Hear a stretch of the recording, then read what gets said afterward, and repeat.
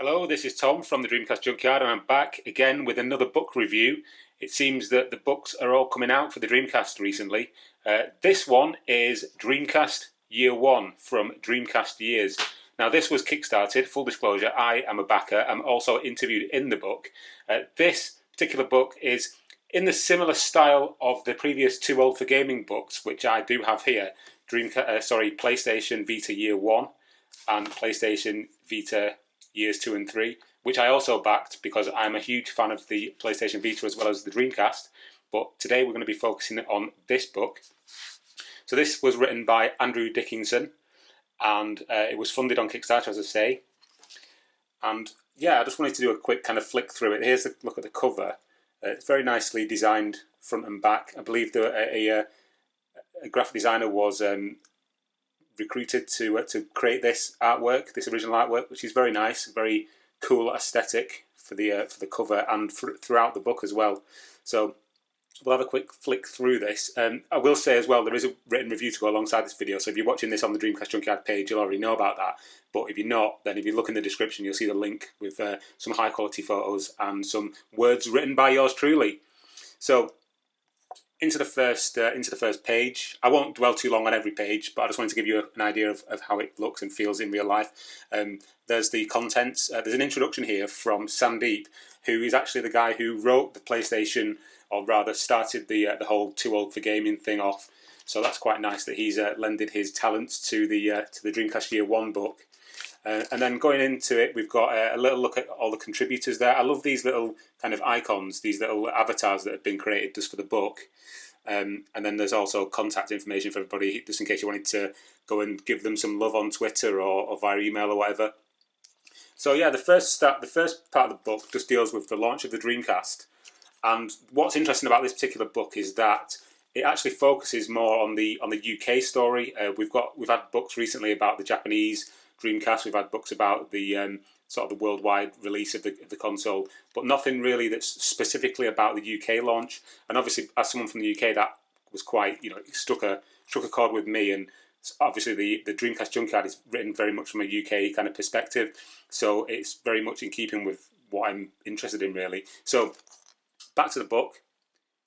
There's a brief introduction of the Sega Saturn and how the Dreamcast came to be. Again, there's some of that lovely artwork. So yeah, it goes on about the history of the Dreamcast and how Nintendo 64 came about, more artwork.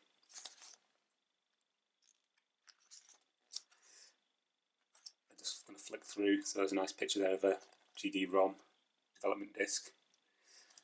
Lovely look at a VMU there in a jump pack. And here we go into the actual launch of the Dreamcast itself. So there's some images of the tech demos that were shown, some pictures of the American advertising campaign, the It's Thinking campaign, which is very cool. And then some pictures of Nigel Benn and Chris Eubank at the launch in the UK. And I think we'll all recognise that if we're in the UK and we're a fan of the Dreamcast now or back in the day. There's the old wheel and arcade stick. And then this really focuses on the UK launch and the European launch in general. The familiar blue boxes there. PlayStation. Couldn't do a Dreamcast book without mentioning the PlayStation. So yeah, the first part of the book is all about the launch of the Dreamcast, the origins of the console, that kind of thing. And then we jump into a bunch of interviews with some quite legendary people. So this first one is about is all Bernie Stolar, who was the head of Sega America at the time, and is one of the people kind of credited with creating the Dreamcast from the very beginning. So this is pretty cool. He talks in depth about the creation of the Dreamcast, his difficulties with Sega of Japan, that kind of thing.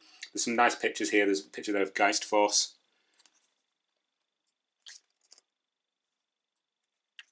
And then we get into some interviews with people who were working in the gaming press at the time, so magazine articles. This is with Casper Field, a DC UK editor. If you're a fan of the Dreamcast and you're from the UK, I'm sure you'll recognise that particular magazine cover. And obviously there's some imagery of the Dreamcast sponsored Arsenal shirts. Great interviews, by the way. Really sort of, it's like a look behind the curtain, really, of the era. And if you are of a certain age, as I am, approaching 40 years old, then obviously you remember a lot of this stuff from when it was actually contemporary. Let's have a quick flick through that. It's really interesting because Casper Field is someone who, if you are knowledgeable on games, media, and how it used to be in the old days with the magazines and things, then that name will obviously come straight to your memory. Again, I love this artwork, it's fantastic. Here's an interview with Ed Lomas.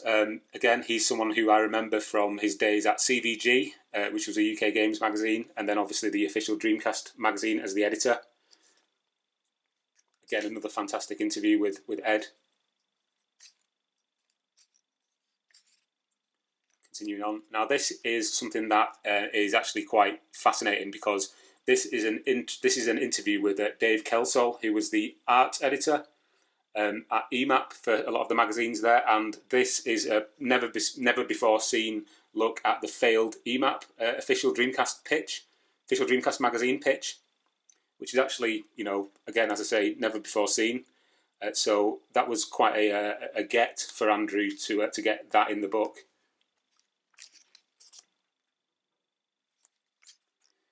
This interview is with some no-mark called Tom Charnock about starting something called the Dreamcast Junkyard. I'm not familiar with who that guy is, but if you want to read about him standing at bus stops and playing N64 games, then by all means check that interview out as well.